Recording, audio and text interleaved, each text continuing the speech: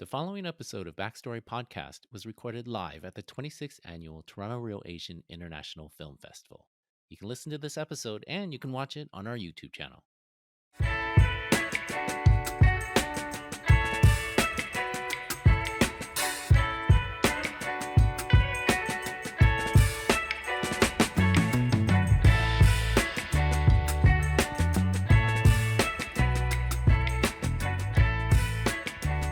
So hello and welcome to Backstory, the podcast from the Toronto Real Asian International Film Festival. I'm Aram C.Y. Collier, the artistic director of Real Asian. We're here with RICEBOY Sleeps writer and director Anthony Shim and lead actress Seung-yoon Choi.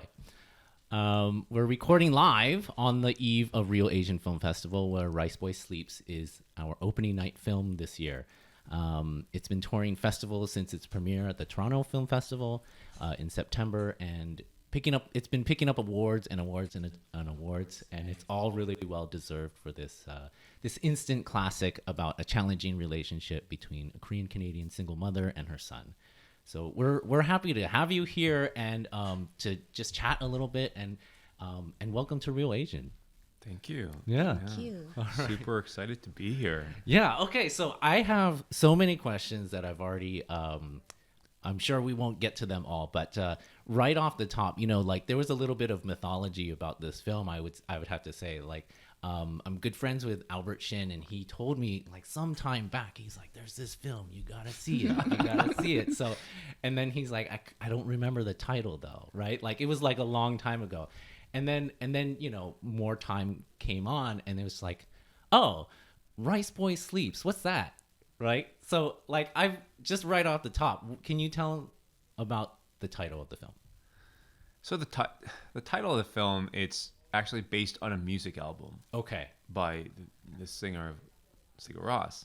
Which is what I found when I Googled the yes. title. Yes. We're like slowly overtaking that title from him. I'm secretly hoping that he'll just contact me one day and be like, "What the hell? Like, why are you taking away my album?" But I like in my writing, the way I write, I tend to pick music albums or an artist that I feel like it fits well with whatever the world that I'm building in my mind is and the characters I'm writing.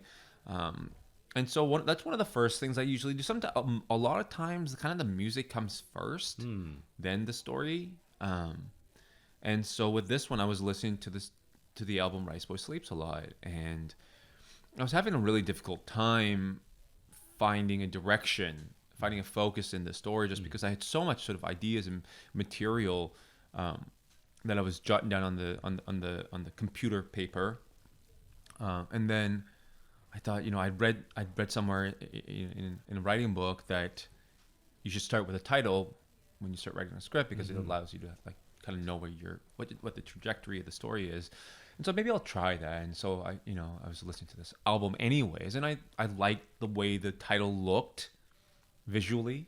I liked the way it sounded, so I threw it down, and then I just started writing, and then over time it just stuck. Yeah. And I couldn't really change it because I got too married to it. Yeah. Well, it's really evocative, right? And it I'm sure it like leads to questions like that and opens up a pathway to a story, right? And then we see it in the early part of the film where they're calling young Donghyun RICEBOY, right? I have to say that early on in the process, when we were learning about the film, how many times did we call it White Boy Sleeps? Which we were like, okay, folks, don't call it White Boy Sleeps. Like, just a slip of the tongue. But I'm curious, this is a film a little bit about family mythology, origins, but the film itself, you talked a little bit about it. What's the kind of origin story of the film itself? Like, if you were to talk about the timeline, when did this start? How long did it kind of like take you from when you were first working on this to where we are now in late 2022? I had been thinking for a long time that if I ever got into filmmaking, that I'd want to make a film like this. More so just a film that had to do with my experiences growing up as an immigrant in the 90s. None of the specifics that are in the film now. I wasn't really thinking about that early on, but I just knew there were stories and memories I had that I thought, oh, those would make interesting scenes. And I did decide to get into filmmaking by just out of pure curiosity, really. I've always been a big fan of cinema and wanted to get into it because I started out as a theater director. And I had written this one-act play that I was developing with my theater company. And a few of my friends went, if you just write another 30 pages, like we could shoot it and it becomes a feature-length film. And then now you can be a filmmaker. And so it was like this, almost like it started like an exercise. And I really just wanted to see. I'd never written anything that people acted because I wasn't a writer. And then I thought, let's give this a go. Let's see if it works out, and if I can write, direct, and edit something that has a cohesive emotional journey that audiences can sit through. And so we made this film called Daughter, and then that gave me just enough confidence to try and tackle this story that I've been wanting to do. And because I knew, it would have to take place both Canada and Korea, that just obvious challenges are logistics and money. Like this is not a film you can make for $100,000. And so I felt like I could try to tackle this now. And I remember when I started telling people that I was going to make this film called RICEBOY Sleep, or not RICEBOY Sleeps, but about this mother and son. And this was right after Daughter came out in the festivals, and it was like it just came out, and I was like, I got to make another film. And so I got to work right away. I met with Telefilm, and the folks there told me, this is what you need to do. You put this together, submit, and then we'll go from there. And so I started writing. I went to Mexico City for a while, and I was like, I got to be somewhere where I don't know anyone, and I don't speak the language there. And I just wrote, and I wrote really fast. And I wrote about 4 months. And then we submitted it, and then we got funding from Telefilm, and then that kind of started that was the first domino piece to fall, and then everything else came together. And so from the time I started put pen to paper to finishing the movie, I believe it was like 26 months. Wow. Just over 2 years. Wow. Yeah. Okay. And so luckily, well, I mean, I shouldn't say luckily because there's nothing lucky about COVID. But if the one nice thing upside about there having been a pandemic was that I didn't have anything to do. I couldn't go outside. And I was already writing. And so I thought, why not? I don't have any excuses to not write. And so I was able to do so much in a short period of time. And so, I mean, I don't think my next film's going to be this quick. But yeah, it did all move quite fast. So when were you shooting the film? And I mean, I'm just curious about the timeline too.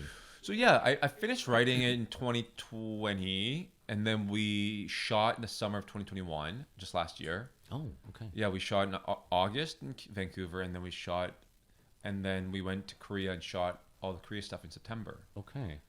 And then we just went to post, and I mean, it was all so fast. We shot the Vancouver stuff in 15 days. Oh wow. All the Korea stuff we shot in 4 days. Oh wow. And then I cut the film in like a month and a half. Because there are nothing to cut.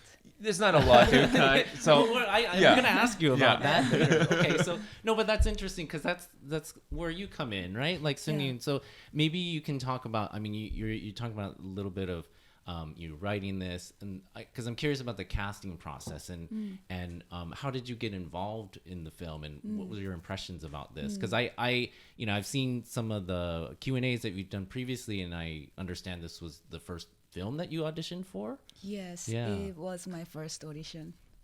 And to make long story short, I already knew the casting director who working with Anthony, and she always wanted me to work as an actor, but I was dancer. So like I never take it serious, but one day she asked me again, here are very good projects and I think you're a good person to do it. So at the moment I don't know why, but yeah, maybe I can do that.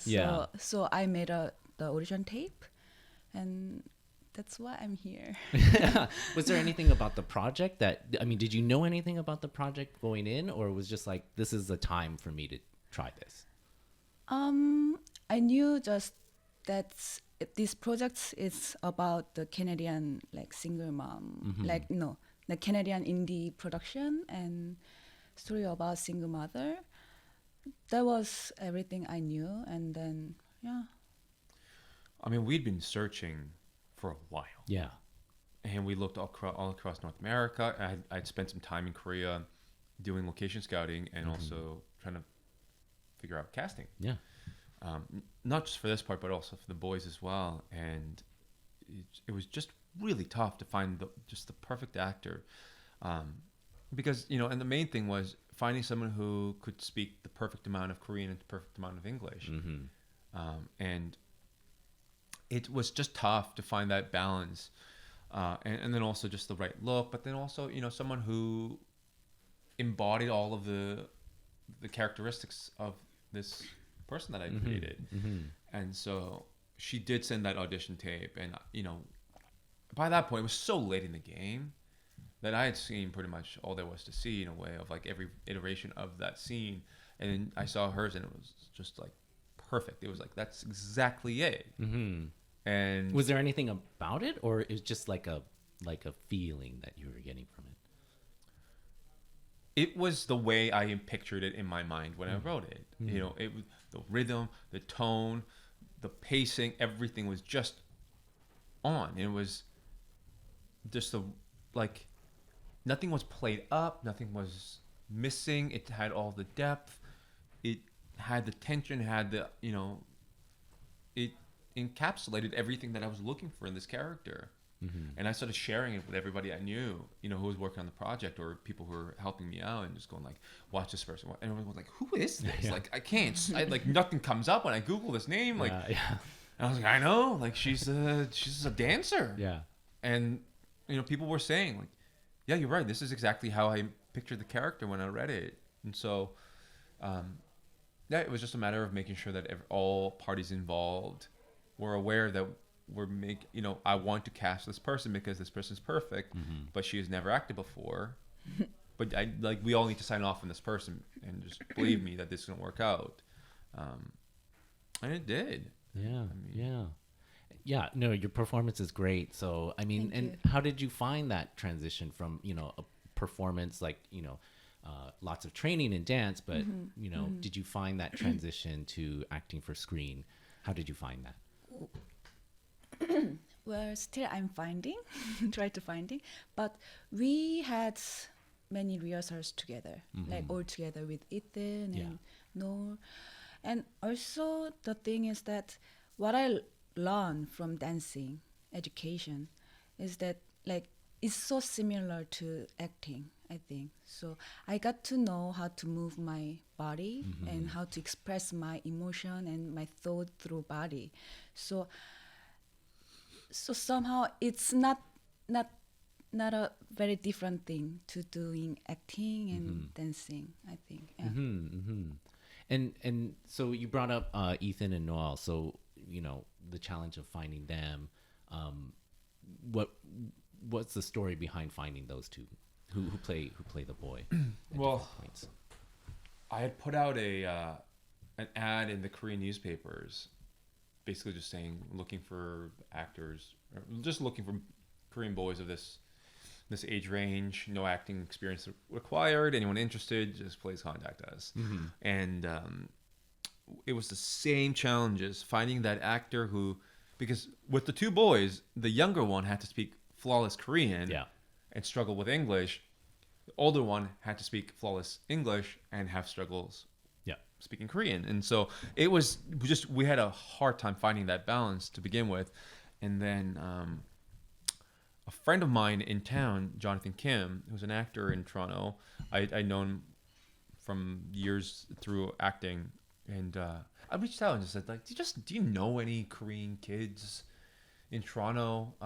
They don't have to have any acting experience. And then he goes, he's like, well, and Jonathan had been part of the table reads and stuff like that while I was writing, so he knew the story really well and knew the characters. He goes, you haven't met Ethan yet? Like, he's like, this kid's perfect. I just worked with him on this other project, so he sends me some pictures of Ethan, like Instagram pictures, not like he didn't like take private pictures of him. And it was the same thing. It's like I saw the pictures and I went, "That's a guy. He's our David." And then we met a few times over Zoom, and he came on board. And then Noel, we also had a really difficult time, and that's like, at that age, you can only direct a child that age so much. Like you can't force them to feel things. You can't force them to work harder. Like you need that right child. And his dad had seen the ad in the papers, and said, and his dad recently went to film school and is getting into the film industry, and so he had made these short films with his son, using his son as the actor, and so they sent us a few of these shorts, and I was going like, what are these? They're like weirdly well shot and edited and mixed. Not the usual audition. And like there's all these different locations. I'm like, some of this feels like it's in Korea. So I'm like, did they go out and shoot these like based on the script? I don't understand. But I was like, but nonetheless, this kid is a gem. He's amazing. Like where does he live? And at this point, we had hired, we were bringing Yunnon from Korea and Ethan from Toronto. We really couldn't afford to hire anyone else out of Vancouver. I was like, please don't tell me he lives in like Singapore or something. And luckily he lived in the neighborhood. Oh, wow. And so, we were able to make it all work. But what's crazy is I didn't meet any of our leads in person prior to casting them. Really? And I had never seen any of them in person together either. Really? And so it was... Only through Zoom. Were you doing like your chemistry reads over Zoom, that kind of thing? That must have been really challenging. Yeah, I mean, and I'm just like, I'm watching with the two faces next to it. I'm like, does this feel right? Like, And it was kind of crazy when we first met. We all, like she was in town first. We picked up Ethan at the airport, and I'm like, oh god, did I have to send one of these two home? Wow. But it was. I think there were no better, more suited actors for all of those roles than the three people we found. And it just, it's all meant to be. Yeah. No, that's awesome. I mean, everybody kind of works together so well, there's, it's a film so much about family that you have to believe it. Right. And, you mentioned a little bit about, editing. So I'm sure this is a question you're getting a lot, but I'm very curious about it. Your choice to shoot on film. I understand that was something decided very early on. But not only your decision to go with that creative choice, but how it affected you in the way you would shoot the film and how you would work with your cast. I think it's not only that you're shooting on film, you're shooting with a lot of movement. It's kind of like gliding camera. So what was part of the process of your conception of that, and then how did it affect how you worked? Well, they all all of those choices happened. One informed the next, and the one after that. It wasn't sort of like, not everything was premeditated. So the decision to shoot on film from the beginning was, well, I grew up wanting to be a filmmaker, loving movies, because I watched movies that were shot on film. They have a certain look, a feel, a texture that associate movies to that look. And I thought, in preparing for this film, I had decided that if this film didn't work, that I was just going to call it quits. That this just isn't for me.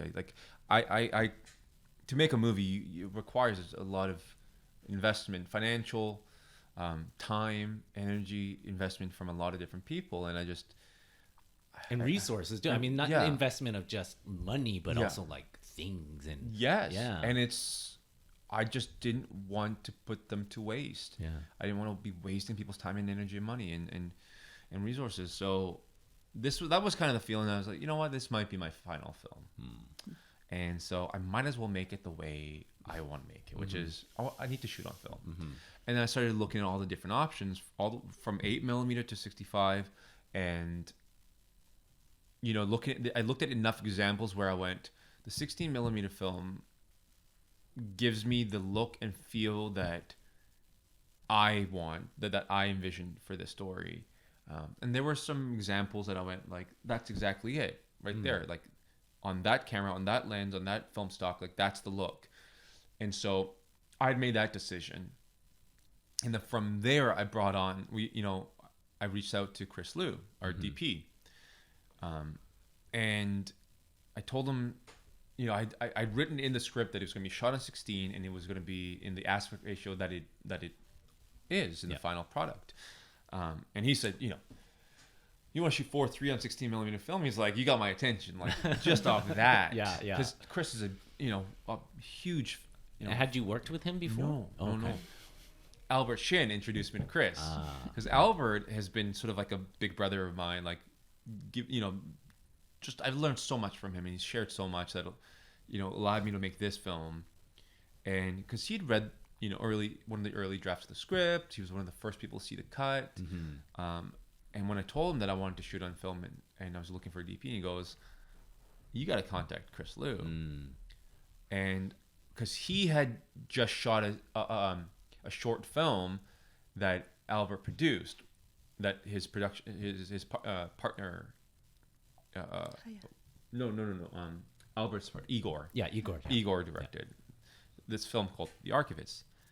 And I watched that and I went, like, this looks amazing. This is the kind of feel I want. And so Chris came on board and we talked, and we just kind of, like, the way I described it was like, we just kind of like flirted over Zoom for like 3 months. Yeah. Like, never like committing to each other, but just talking about talking about ideas and our tastes and things, and certain directions that we could go in with this film. And it was just so obvious that we're on the same page. And I mean, this is just getting really long, but really, like, the main thing that we agreed on was, because a lot of people were asking me during the script stage, whose perspective is this story being told from? And some of the criticism I got was, it's not quite the mother's POV and it's not quite the son's POV. Like, you got to commit to something. And I was like, well, no, I don't. I don't have to listen to you. I like the perspective that it's being told from. And then when I brought that up to Chris, and he goes, I don't think it's from either perspectives. And so we had come up with the same idea separately, and which was that it's being told from this unknown entity, more so like a spirit of sort. And how we described it was, what if it was the spirit of the deceased father in the story, and as though he was the one telling the story of his family, and it starts off with his narration. We don't explicitly say, I am the father of these people, but it's told from that manner, and we thought, okay, so if that's the case, then, well, where would the camera be? Every time we try to figure out, like, what lens and where we're shooting from, and how much movement, or if there is any movement, and all those reasons why we always go back to, if we were the father of this boy, or the deceased lover of this woman, watching this specific moment, where would we want to watch from? And that informed, because now we're making decisions that are informed by emotion. And so everything felt really grounded in something that felt honest at the moment. And none of the movement felt forced. I mean, a couple times we can watch back now. We're like, we were off on that one. But it was early days. And try to operate from a place of just instinct and gut and feeling, instead of being too intellectual about it. And then that also allowed us to come to the conclusion that there shouldn't be conventional coverage of a scene. Because if you really were the spirit of the father, if you're committing to that, it just kind of felt like you just yeah. you just turn your head. Yeah. Or you just look around the corner and you wouldn't be like, well, hold on, and then walk over. Yeah. Here. Or like inserts. Yeah. We decided we weren't going to do inserts because that just does kind of take away from the feeling that we were trying to create. And so it allowed the camera to just feel almost like the camera's in the room and it's operating on its own, from its own emotional place. No, it's so interesting. I mean, I think that's one of the things that gives the film such a unique quality is that perspective, and that, I also think that it's really admirable too that kind of visual approach is not trying to overwhelm anything. It's not doing gymnastics to like show off about the visuals, right? It's trying to show this perspective, and in a balanced way, I think, between the various characters. So, but then if you decide from that you're going to think how to shoot something from that emotional perspective, maybe talk about an example of a scene. How would you set that up? How would you work with your cast? Like, are you blocking things out and then the camera is reacting to that? Like, how can you break it down a little bit? We do it everything at the same time. Like when actor was doing blocking with directors, and then the camera team also blocking with us. So we choreograph everything together. For one scene. And because I do come from an acting background and a theater background, and for me, what I've talked so much about in the theater days is when you have a scene that works, it works because everyone's locked in. On film, sometimes you have these great moments, but the camera's just on the one person, and you're watching the other person off camera going like, that's got to be on screen. And because sometimes what happens too is, especially with less experienced actors, when the camera's on your face and your face only, and it's like close up on your face, just no matter what, you just get a little bit, something just turns up in you, and there's a little bit of tension. There's a little bit of, okay, this is when I got to bring the good stuff. While in my opinion, the person off camera is doing the best work because there's no pressure. It's easy. It's relaxed. It's loose. And it's entirely for the other person. And so, I felt like, okay, I got to work with the actors that I have, and they don't have a lot of experience. And if I can get them clicking in, firing on all cylinders at the same time, I don't want to lose some of that. I don't have to cut away from that. I don't have to manipulate these performances. And so what if we don't cut, and if we keep it all in the moment and allow them to be messy and organic, because I also don't want them worrying about the technical parts of acting, not jumping on each other's lines, or not, making an action that like is inappropriate. Just act natural, do whatever feels authentic to you in the moment, and the camera will just capture it. And we're going for an overall authentic, sort of almost raw, messy look and feel to it anyways. And so, we rehearsed, and an example would be, the scene where does this ruin anything? It's okay with spoilers, people. So why? Listen to this after you watch the movie. The scene when So-young tells him some bad news in the morning. Yes. I mean, that's a very long scene. Yes. It's about four and a half minutes. And we just had to be really specific about where the camera's going to start, whose perspective or whose point of view we're going to stick to, and then when we're going to switch, and then and pick these like key points of where we frame the actor within the frame, that position the actor within the frame. This becomes kind of like check marks throughout the scene. And so we knew we were shooting in that location, and then we kind of mapped out the space in a rehearsal space, and we worked. The three of us rehearsed, and then after a certain amount of rehearsals, Chris came in on the rehearsals, and we just shot on our iPhone. And we worked out some of the movement, so they were also comfortable with sort of where the camera was going to be. And then, because we knew we were shooting on film, we got about 10 minutes in one, one reel. Yeah. And if it's like giving ourselves like 5 minutes a take, it gives us 2 takes per roll. And if we mess up halfway through, that's just, we just got a bunch of, like reels that are not complete. And so everybody knew there's no effing around. Yeah. And so that day was special. That was the day she loved. I love that experience because like when we blocking and rehearsal together with camera team, everybody, because on a set there are only like a few people who has to be there. Because Anthony needs a small group of staff, so everyone just sat and watched us. So it was kind of, for me, it was feel like I'm doing play on a stage. I think we had probably like a dozen people in that room, and like once again, it was just only the people that absolutely need to be in this room were there, standing by, and everybody, because it's a long scene, so everybody just sat in one side of the room on the ground and on a couch. And just were.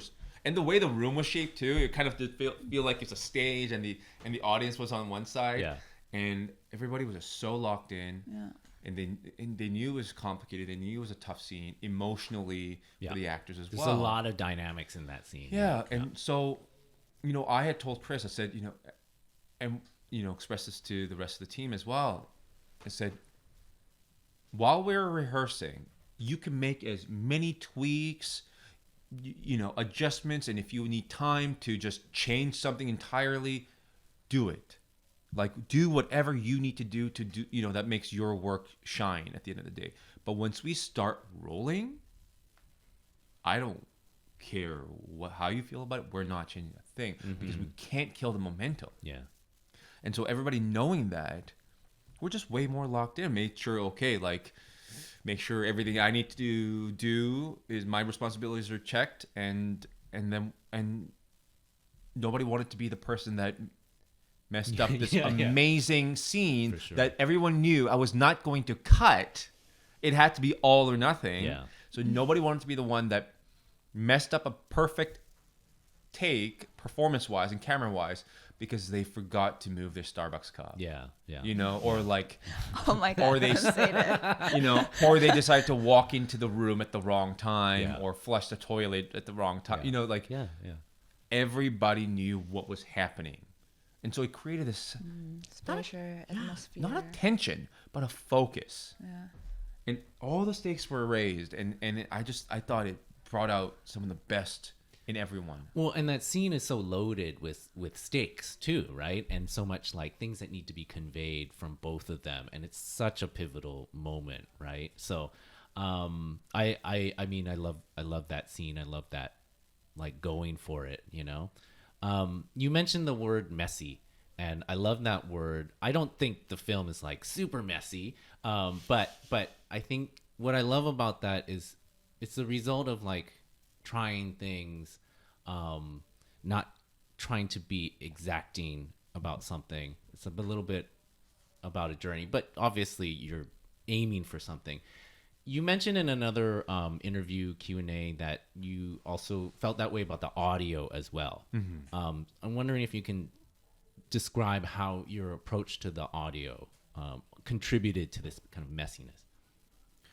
I wanted things to sound real. I didn't want it to sound all, because of the way I wanted the picture to look, which was to feel authentic and textured and nuanced, and almost as though it's, I was comparing it to, wanting to create the experience of watching this movie to flipping through your childhood photo album. Because the photos from your childhood, if you're young enough or old enough where they were shot on film, they're not perfect photos. No. A lot of them are out of focus, or there's, there's some guy in the background with like his shorts are weird. Like someone's like half their face is like cut out of frame, or there's like it's washed out. Like they're flawed, but they're packed with so much feeling and memory, and so that's the experience I wanted to create visually for this film. I said, while we have that visually, the other half of the movie experience, which is sound, cannot feel pristine and, you know, perfectly neatly packaged and, you know, flawless. I want it to sound real. Yeah, Anthony always talked to the actors, don't wait for next line. You can overlapping to say something. Just so it like feels organic. Yeah. Yeah. Like, express yourselves. Like, you know, when there's 4, 5, 6 people in a scene, is like, you know, you lose that authenticity when everyone's going like, don't make any sounds. Yeah. Well, the other person's saying their important line, like, people almost like hold their breaths and wait. Okay, now I can act. You know, but I wanted everyone to just feel alive at the same time, and I said, don't worry about the sound. And so but I also hate ADR. Yeah. And I hate using sounds from like libraries because it just feels like you're using. We wouldn't use stock footage. I mean, I refuse to use stock footage. Why would I use stock sound? It just feels like you're cheating. It just feel used. And so Matt Drake, our sound designer, we talked from the script stage. You know, we're talking about post, we're talking about sound, and I said, this is all the things I want about the sound. Like, what do we need to do on set to make the outcome, the final product, the way I want it to sound? And he goes, well, you need to hire a really great sound mixer. And he said, I got one name and one name only. And we went and got that person. Yeah. And their name is?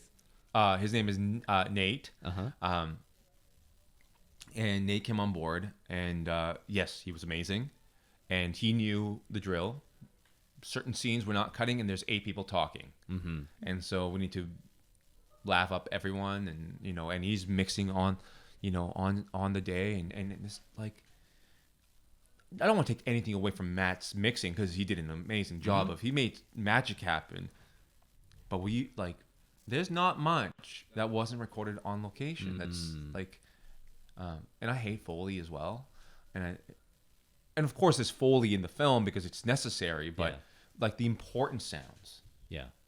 It's, you know, the sound of eating, the sound of chopsticks hitting the table when you put it down, or when it touches your lips, and, you know, when people drink. Like, these subtle sounds, they are a part of the actor's expression. Yeah. It's a part of their performance, and I didn't want to replace it with, you know, manufactured sounds. And I will tell you something. You can hear my heart beating sound when I has a huge fight with Ethan. With David. So all the really like longer, heavy scenes. Emotional scenes. Like when the scene gets good, and as the scene progresses, like throughout the take, you can hear her heart beating louder and louder, and you can actually hear it in the movie. in the surround sound. It's one of the channels, right? So and that you know, everything I just said about sound, you know, that was also the case with the music that we created, you know. So like all those conversations were happening simultaneously, and it was a blast. Yeah. I want to kind of go back to something you mentioned in the beginning. You had mentioned you had done a film before this, so this is your second feature film. You know, I'm curious some of the learnings that you took from that first one. And, you know, I think a lot of people get an opportunity. Sorry, not a lot of people get an opportunity to make a feature film, but the ones who do, it's probably even rarer that you get a second chance. So, you know, with like Telefilm's Talent to Watch program, there's a lot of people relatively, sorry, I keep saying a lot, but relatively some people who are getting a chance, right? But you don't see a lot of them getting a second chance. But what are some things that you took from that first film to the second film? I mean, there are so many things, but I would say the main thing I took away from the first one was, well, my biggest regret after making the first one was, I remember thinking to myself, God, I wish I had imposed my vision stronger on everyone. In that because it was my first go at it, and I didn't grow up making short films. I didn't, I didn't have the experience that a lot of first-time filmmakers usually have with short films or music videos or commercials, whatever else their background may be. I came from a theater background, so I felt like such a, amateur in a sense on a film set. Like, I mean, I've been on a lot of film sets as an actor, but as a director, I just didn't have the same kind of confidence, and so I relied on everyone a lot more. And trust. There's a difference between trusting your collaborators and opposed to relying on your collaborators, because there were times where I go, I don't think this is right, or I don't think this is the way I want it, but I just didn't feel comfortable or confident to say, no. I know what you're trying to do, but no, it's not. That's not it. We got to go this way. Yeah. So just kind of let a lot of things slide, and then, at the end of it all, I go, like, I knew I wanted to do it this way, and I have no one to blame but myself. Nobody put a gun on my head to shoot things a certain way or prepare it a certain way, or to, it was ultimately on me. And so with this one, I mean, if my advice would be like, make your film, if it's your first, make it like it's your last one, because it likely will be. As in, don't hold anything back. Yeah. Be open and generous and kind and understanding of the people you work with, because it is an incredible privilege to get to make a movie. But at the same time, it's your movie. Yeah. And this likely will be your only shot at living, only chance at taking a stab at, fulfilling your dreams as a filmmaker. God, there's so many movies that get made every year, and it's so hard to stand out. It's so hard to get recognized. And the only shot I think one has when you're starting out is be bold, really trust your gut, and don't hold anything back. Yeah. Because then if you fail, I mean, you're most films, like, quote unquote fail anyways, like, just because it's so hard to make a movie that works. And so if you're gonna fail, you might as well fail like gloriously. On your terms. Yeah. Right? Yeah. Not because you're going like, oh, it's because that other person did all the things I didn't want them to do. Yeah. It's like, well, do it on your own terms. Yeah. I mean, it's interesting. I mentioned in the beginning that you've been winning a lot of awards and fantastic, like, and well deserved too. And maybe this goes to how you think about both your first and this film. Is like, how do you measure? Because we're talking about like, how do you measure that success? Because what are the metrics that something is a failure is a lot of external metrics, right? So how do you measure success of your creative process? Like, has some of the recognition changed how you've seen it? Has some of the reception changed how you see it? The way I determine something that I've done is a success or not, I think really has to do with what my intention was and whether that intention landed on the audiences in the same way.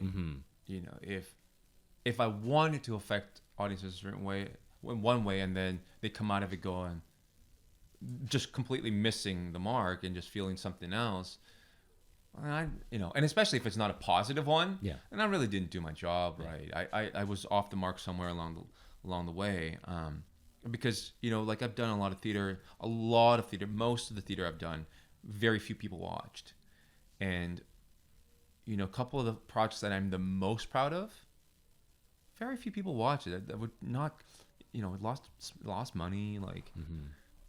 Didn't win any awards. It didn't like create new opportunities for me, but I am as proud of those as anything else I've ever done creatively. And so this, I think it's a huge success because I had a vision. I surrounded myself with really great people who were like-minded and were as passionate as not as passionate. And you can't expect anyone to be as passionate as your own movie, but who had the right kind of passion for the project.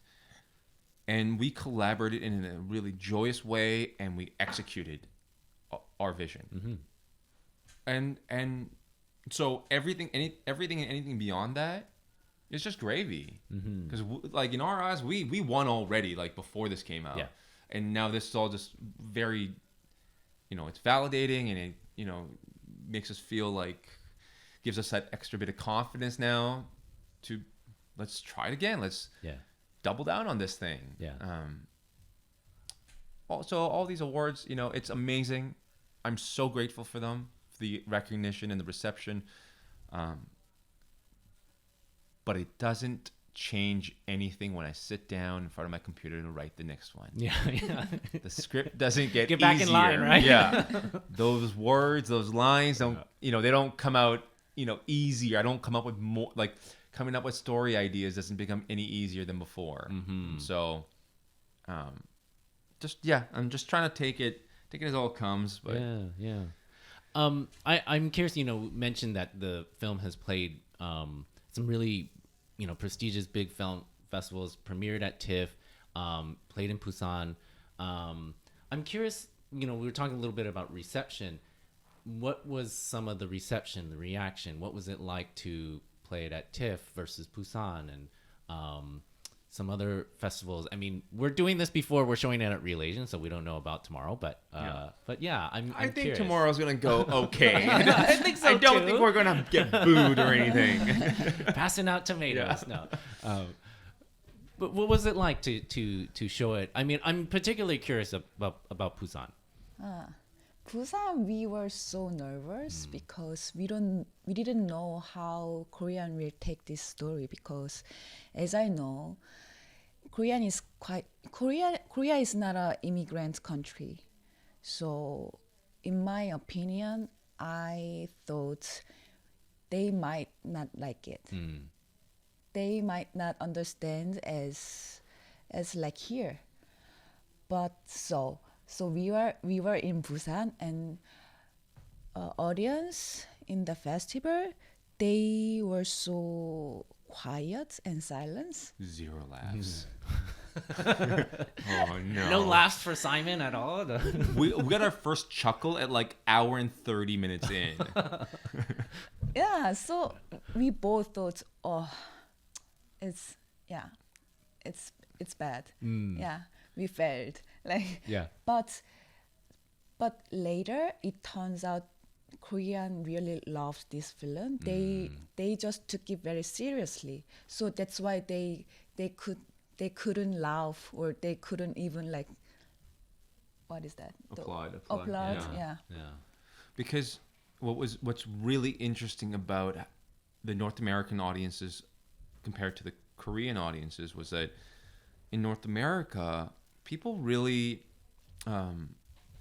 reacted to the immigrant story. Yeah. Being an outsider, being, overcoming societal, racial challenges, but also understood a lot of the humor in it too. And then in Korea, because like you said, they don't have firsthand experience with being immigrants or even know too many immigrants. They lost some of those beats in the film, but instead we're seeing the story as seeing the mother-son part of the story. Yeah.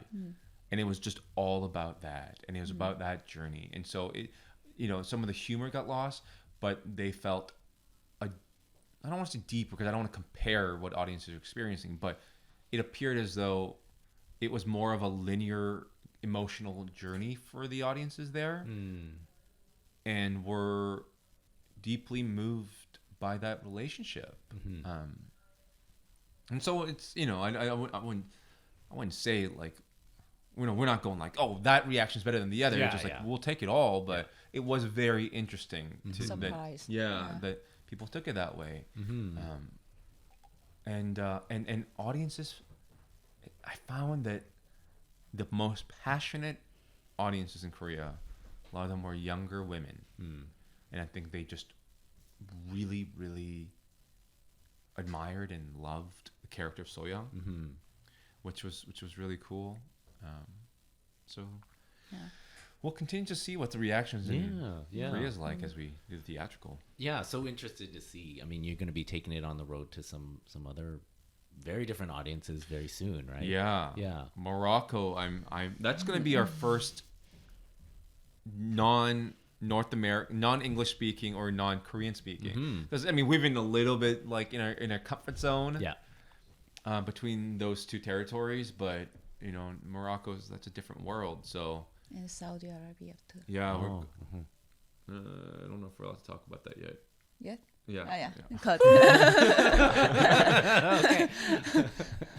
Okay. You know, I think we're gonna wrap this part soon, but I want to ask a kind of a bigger question, maybe, and I'm not exactly sure how to phrase this, but I think, you know, this is such a personal story to you. I understand, and I think in this kind of North American context that we're making this film in, do you think that conversation around personal stories and lived experience, is that a potential trap for BIPOC creators?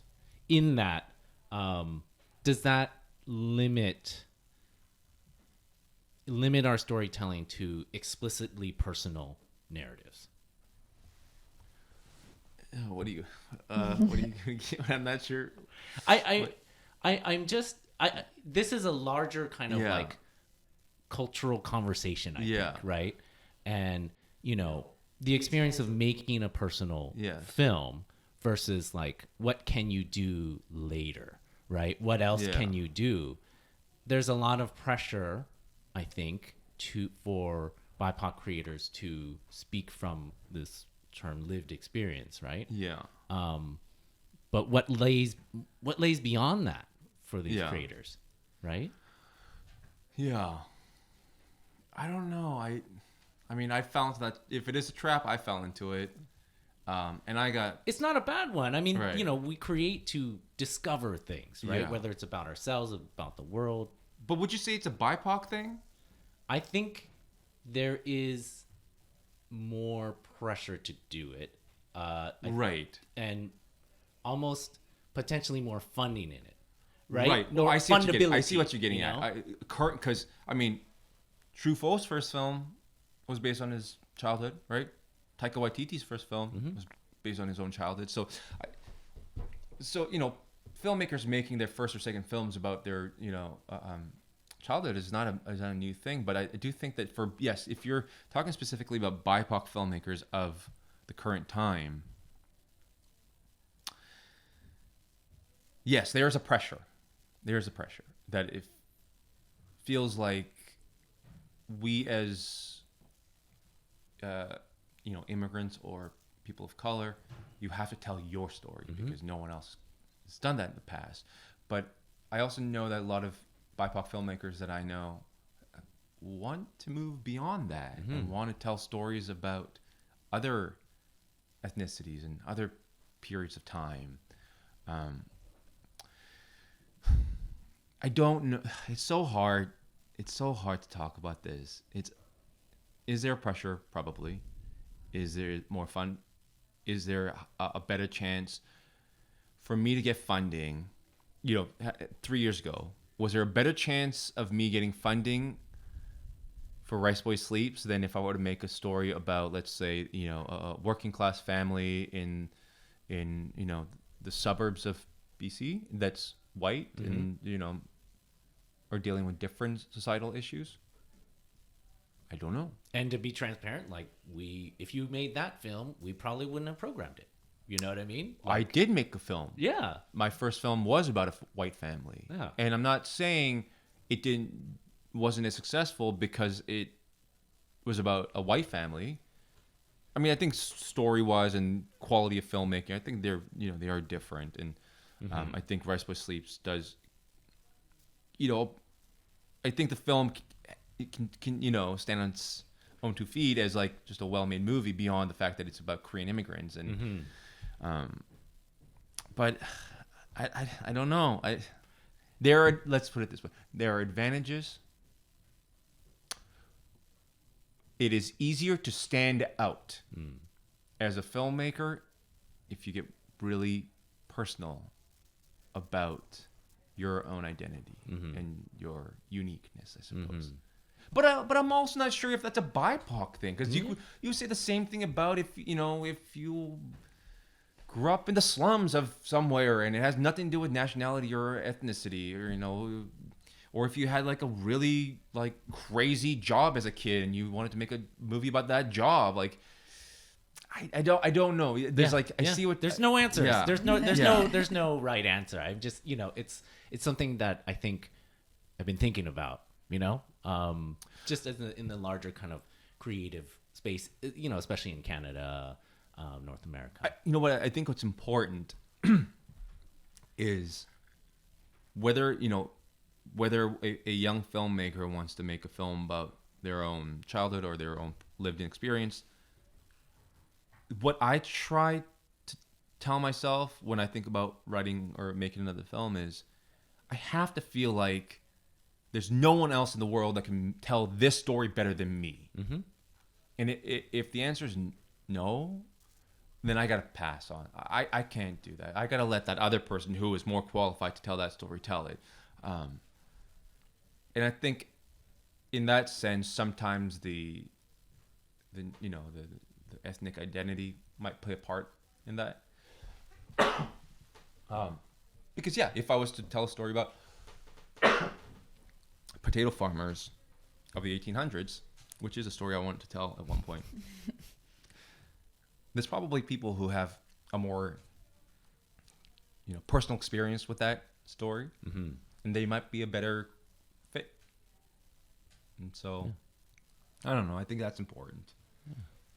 God, I need more water. Just one second. All right. Well, I think that's a good place to stop. We're going to take a break, and we're going to come back with some quick fire questions and eat some snacks.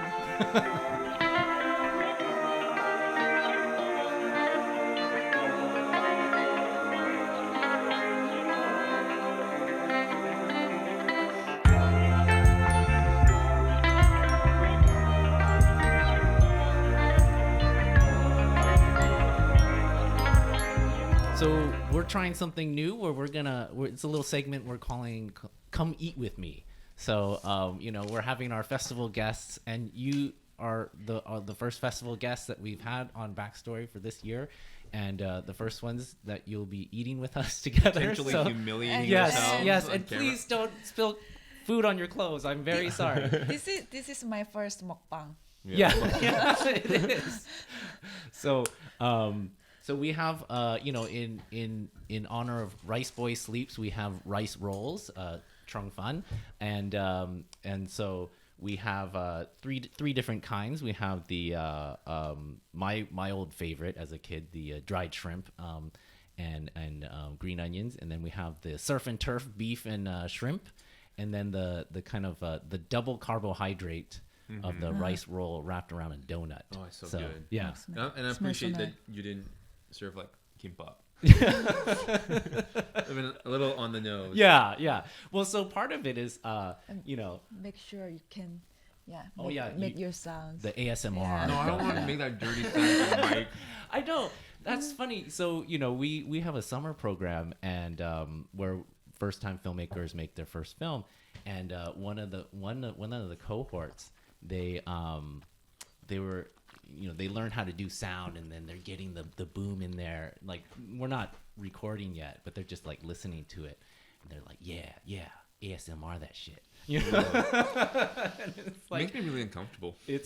I think it's a little bit funny, but You should, for one of these segments, you should just have people eating really hot ramen. yeah. It'd Well, be so loud and gross.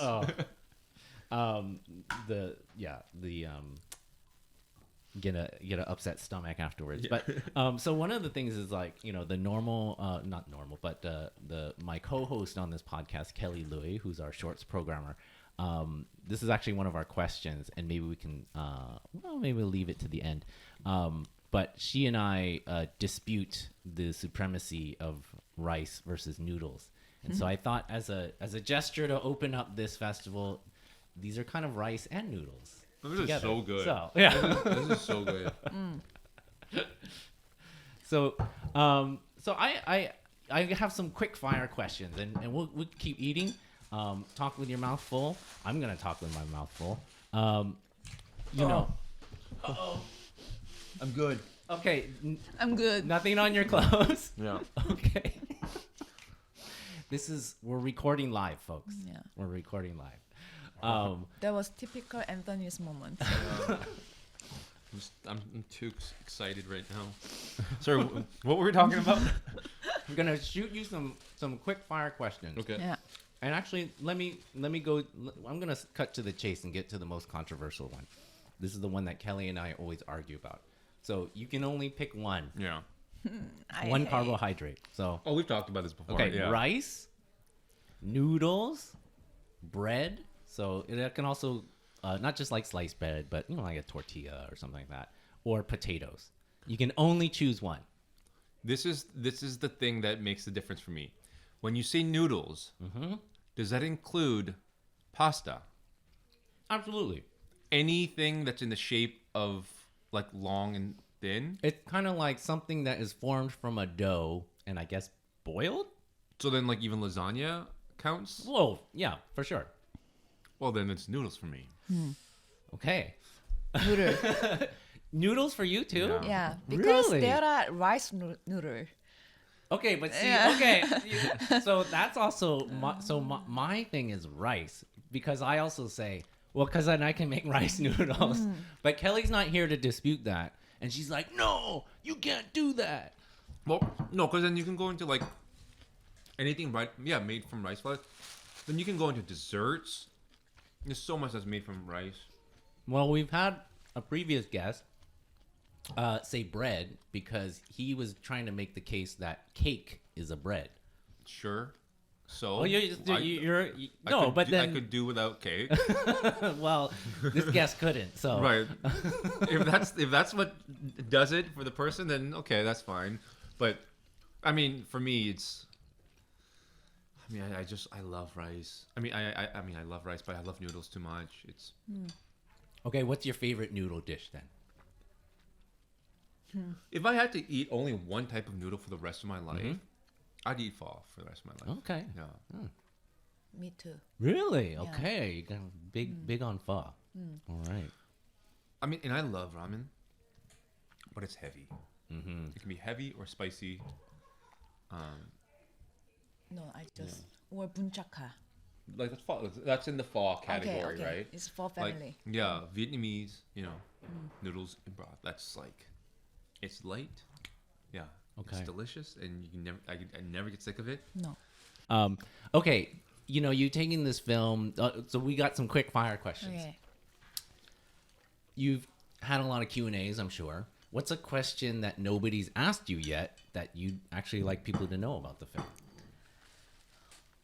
Actually, I had read your email and I found very nice, good question that you were asking me about. I don't know exact the sentence, but I just will say my answer. I mean, when I first read this script, I was thinking, oh, this is really well written story and script. So that's why I wanted to get this job. And then after finished and making this film together, and when we started to even before when we shooting, I slowly realized that this is this is quite important than I thought. To portray themselves in Canada, because I never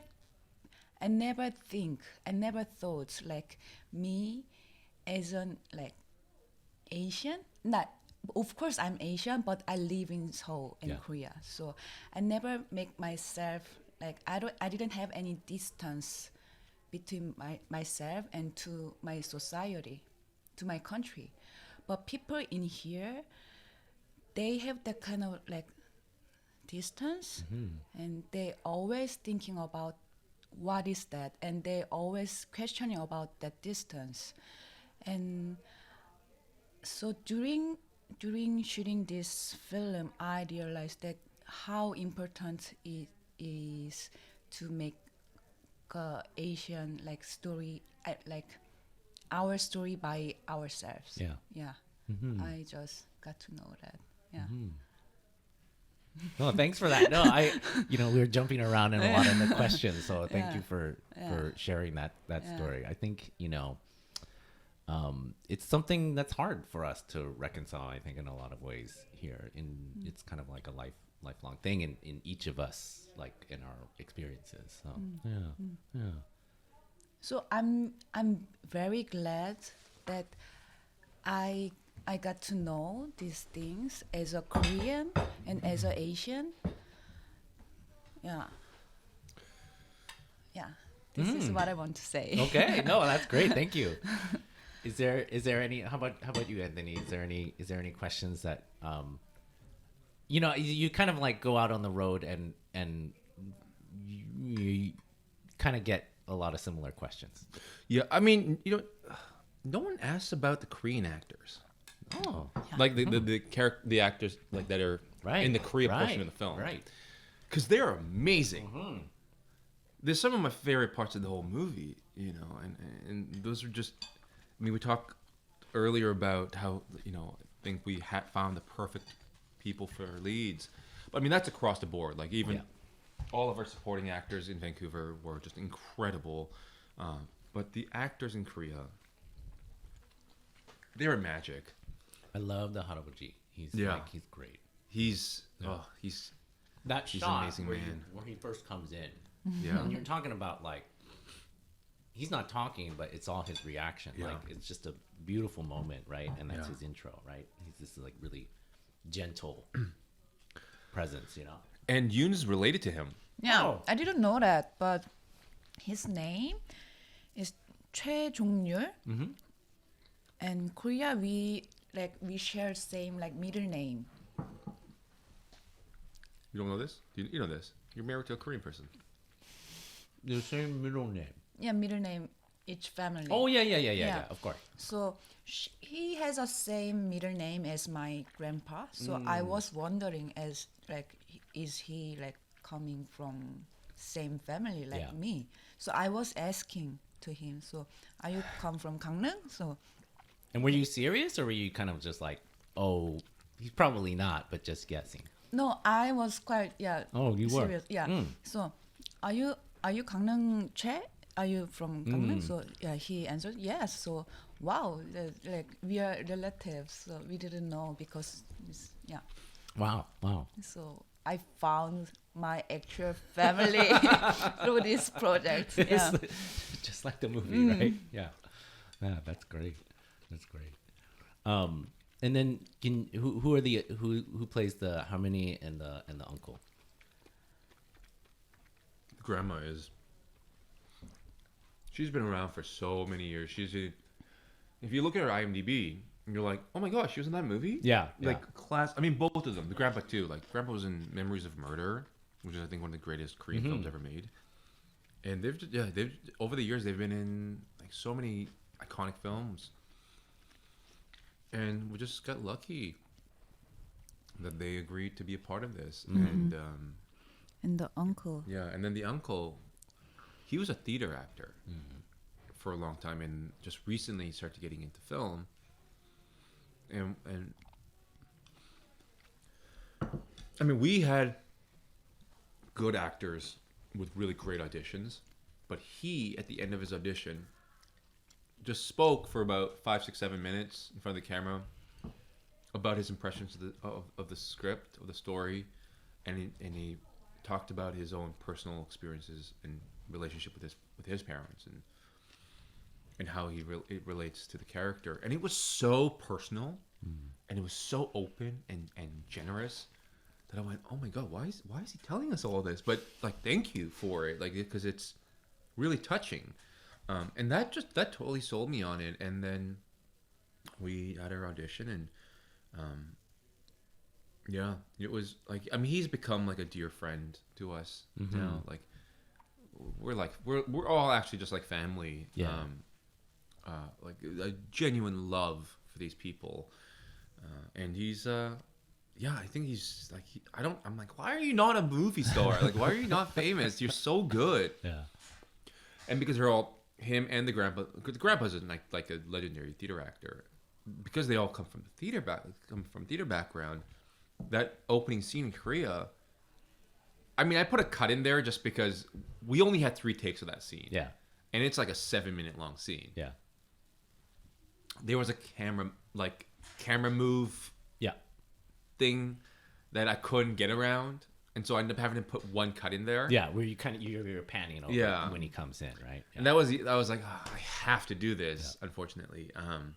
But it does feel like a play, and just the way like all the characters kind of entering the stage and leaving, and it's like this ensemble piece where everybody needs to know when to step in, and it's a big dance, and for him and them, they were like, oh, this is our jam. This is what we do. Yeah. You mean we don't have to do all this coverage? Great, we're all in it at the same time, connected. Like, we're working as a team.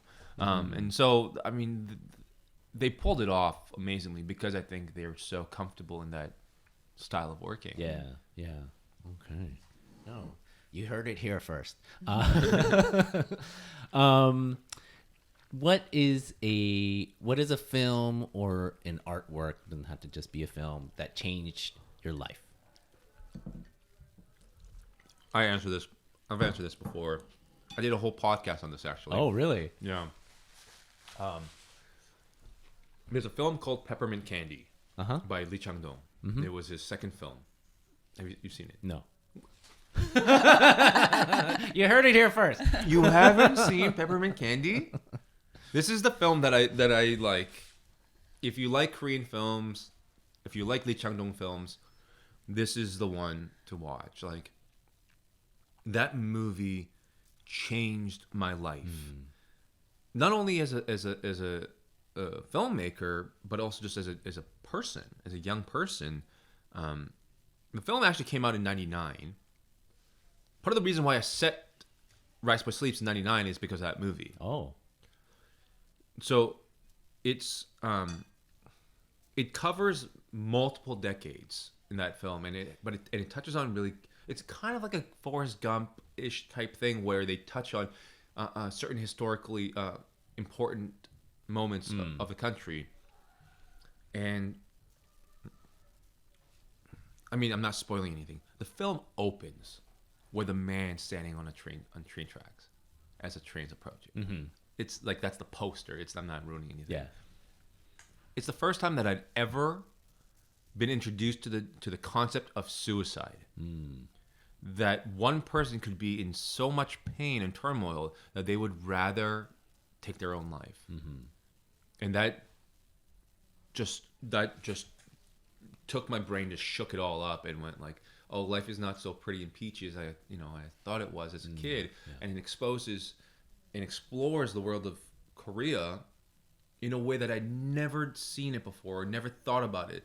Some of the problems, some of the societal problems, some of the political problems, some of the problems that people have with one another, the workplace, the way how fast the country grew, and it just expresses emotions that are so uncomfortable to watch, and that are so raw, so intense, but so human. And it was kind of this was a must watch, like a prerequisite of coming on board for RICEBOY Sleeps, because I needed people to see, like, this is sort of like how far we can go, like these are the notes that we can hit. And it gives people an insight into Korean history, Korean culture, Korean personalities. And so, because it's like, well, this character that moved from Korea to Vancouver, came from that world. So here's a really, really great examples of a reference that people can have. Yeah. Oh man, you gotta watch it. I want to do like a I want to curate like a collection of Korean films that I want to show in Vancouver, and that would be the film I start with. Yeah. Yeah. Okay.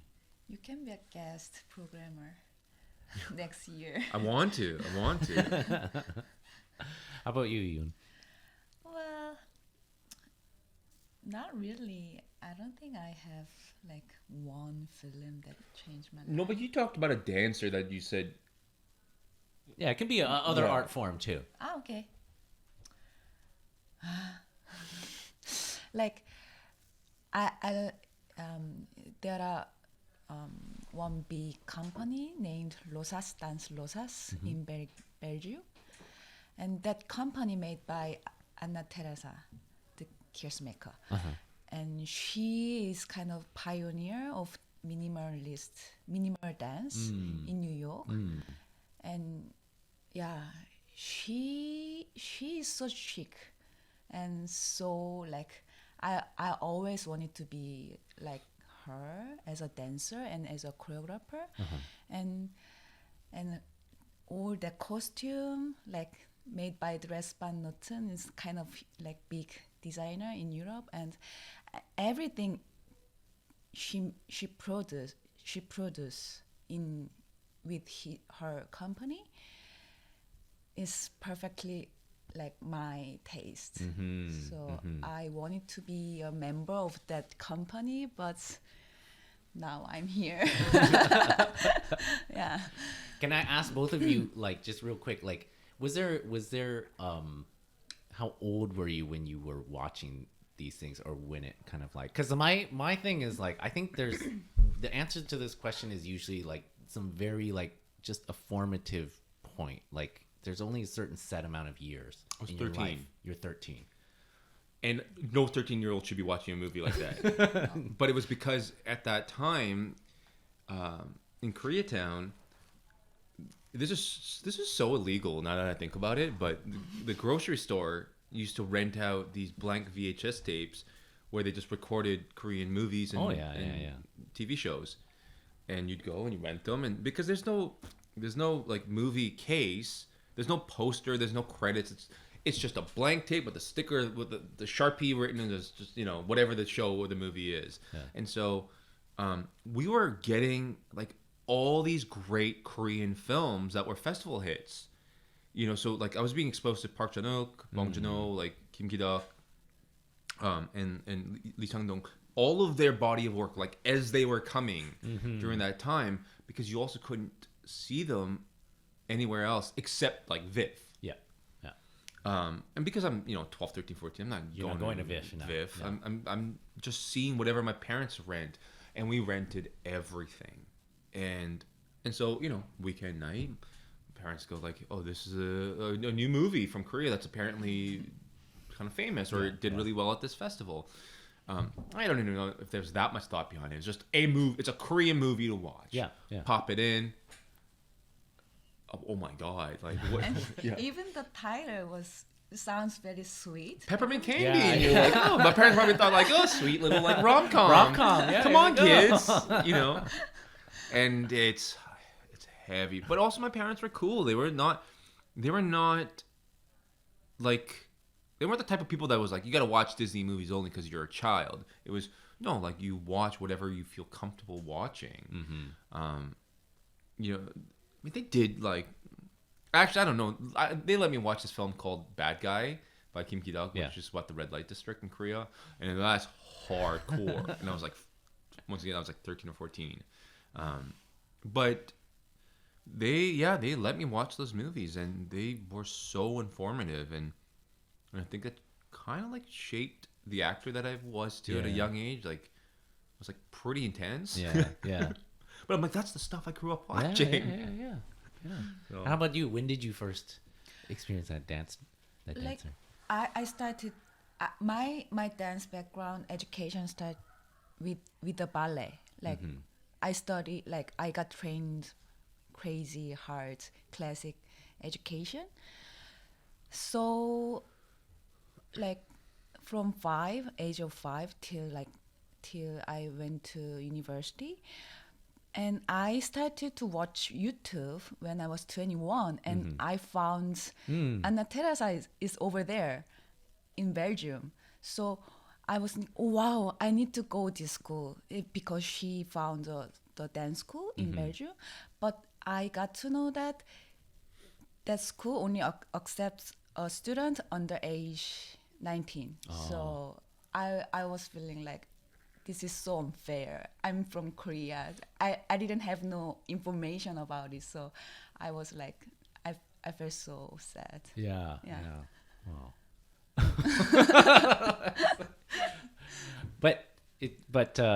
It still changed your life though, in terms of like what that form could be, right? Yeah, And it sounds like for both of you. Yeah. Yeah. Because classic ballet has such a strong like classic form. So for me, wow, dance could be like this minimal.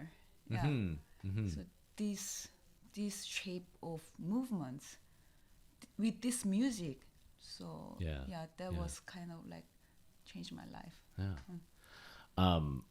Sorry, I just looked at the clock, so I don't want to keep you too long because I know you have lots of things to do. So 2 more questions. It's the flip side of that last question. What's like a guilty pleasure, something that you are ashamed to say you like? Oh my God, you're gonna make me. It's okay to say it here. Safe space. Movie? Yeah. It doesn't have to be a movie. It could be a TV I show, know Love that. is Blind or whatever. I recently made her watch it with me. I hadn't watched it in a while, but my guilty pleasure movie is City of Angels. Okay. That's the Nicolas Cage? Yeah, Meg Ryan. Okay, yeah. That very famous song by the Google Dolls. A karaoke Yeah, staple. Oh man, I don't know why, but when I was younger, I loved that movie, and it was like my go-to like comfort movie. Yeah. And so we watched it recently, and I was like, it's not as good as I remember. But it still is nice. I still like watching it. Yeah. Yeah.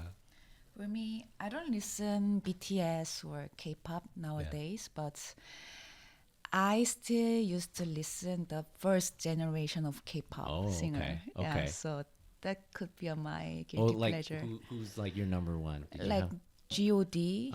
Okay. Yeah. Yeah. Any song that you like in particular? Like everything from them. Okay, the whole catalog. Yeah. Because their song sounds like so gospel somehow, so make me so like calm and like I don't know. Yeah. Like I like Well, if it's music, it's way more embarrassing stuff. I actually did this while we were driving to set once. Yeah. And it was Yoon and Chris, my DP, and my EP, and someone else. And I go, "What's your guilty pleasure music?" And people were like, "I don't know. I don't know if I really have a guilty pleasure music. I like all my music's pretty cool, kind of thing." At first, and then I first admitted mine. Yeah. And then I was like, "Let's hear it." And I was like, "Oh man, these are like really bad." But to each their own, like, because mine is, like, I don't think mine's bad. I think it's great. But what is it? Oh, I'll tell you some of mine. What's yours? Okay. So I have this thing where I watch a lot of YouTube videos, like the music video, and sometimes I don't get what the video is. But there's this trend of like, there's people who will write in the comments and they will explain what happened in the music video. And then there's this other trend where people like just pour all these emotions out, and they say, this song reminds me of when my husband and I separated and I was so lost and now we're back together. And it was like, that was the comment on like, It's All Coming Back to Me, Celine Dion. I'm not a huge Celine Dion fan, but just like, man, some of those cheeseball music, Mariah Carey, love it. Yeah. Smashing Pumpkins, like that's not a guilty pleasure. No, see, I said that the other day, and I feel it's guilty because it's like, it's so cheeseball. If you I listen to Smashing Pumpkins all the time. Well, like for nostalgia's sake. For nostalgia's sake, it's so cheeseball. But I if it's on, I'm listening to Yeah. it. I'm all in. Celine I'm all Dion in. is that's guilty. That's Yeah. guilty. Oh, no, Yeah. yeah. So I like every once in a while. Like every once in a while, not like Yeah. it's not like once a month, maybe like once like every year. I like to listen to Norah Jones. the first album? Yeah. Oh, okay. All right. 'Cause I think it's a great album, and I think Norah Jones is awesome. It's a good album. It's a good album. I will say, like, there was a time we were some friends and I were talking about like the like ultimate buzzkill karaoke song. Yeah. It's like Norah Jones. Oh yeah. Like, don't put that on. Yeah. Don't put that on. Okay. Well, we're learning things here. We're learning things. Oh man, this is destroying my image as a serious filmmaker. We all have this. We all have this. We contain multitudes. This is the last question. It's one that I kind of don't always like asking because you've worked so hard to get to this point. But kind of like, what's next for you? You've worked so hard to get to this point. It's kind of like, this is what you're doing, right? Mm-hmm. But kind of like, what's next, both in the kind of like in the immediate term, and then for you personally, like kind of looking outward. I mean, it's interesting. I do always try to write from a place of truth and just whatever's going on in me. And I'm not the only person. I've heard a lot of directors and filmmakers say that, I think it was like David Fincher or someone was like, it's pretty hard to hide what's what's on your mind when you make a movie. Yeah. Everybody kind of knows that's what's going on. And so before RICEBOY Sleeps came out, before it premiered at TIFF, I had a few months where it was just kind of waiting to see what would happen, and I started writing.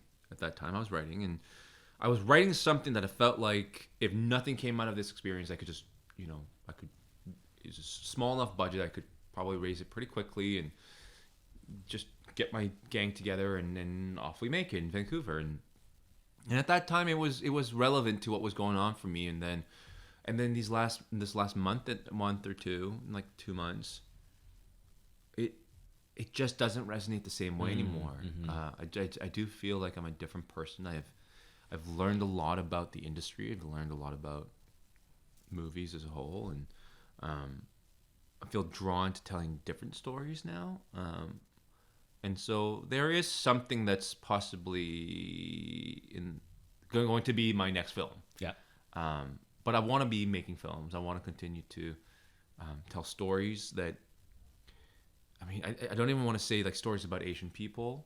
I want to tell stories that I can be really passionate about, but once again, stories that I feel like I am the best person to tell this story. Mm-hmm. And there's conversations. There's been conversations about possibly like doing TV as well, which I'm definitely open to, as long as it fits that criteria for me. But yeah, I have the same feeling as before of like, you learn so much making a film that I now go like, I want to do this again, just knowing what I know now, because I feel like if I did RICEBOY Sleeps all over again, honestly, I don't know if it'd be a better movie. It would be a different movie. Yeah. But nonetheless, I feel like I have this more information I want to apply into making another movie. So yeah. I'm eager to get back to work. Yeah. Yeah. How about you? I think RICEBOY Sleeps opens other door in my life. So I want to keep opening this door. Mm-hmm. But at the same time, I don't want to stick with this only one door. I want to keep dancing. Mm-hmm. And I try to be open myself to another opportunity in my life. Mm-hmm. So like I always keep saying that to my friends, like half serious, half joking. My job is Seung-yoon Choi. Mm-hmm. And I'm Seung-yoon doing many things. So I'm not an actor, I'm not a dancer, but I can do everything. Mm-hmm. Yeah. Great. Mm. Well, thank you so much for both being here for Backstory Podcast from Real Asian. That's all the time we have. Again, yeah, thanks so much. I'm the host, Aram C.Y. Collier. We have Joseph Chung live mixing for us. And I'll record a bumper later. Thank you. Thank you. Thank you for having us. You've been listening to the Backstory Podcast from the Toronto Real Asian International Film Festival. Please like and subscribe and give us a 5-star review on your favorite platform. You can watch these episodes on Real Asian's YouTube channel too. And we love hearing from you, so write to us at backstory@realasian.com. For more information about us, we're at Real Asian, or go to realasian.com.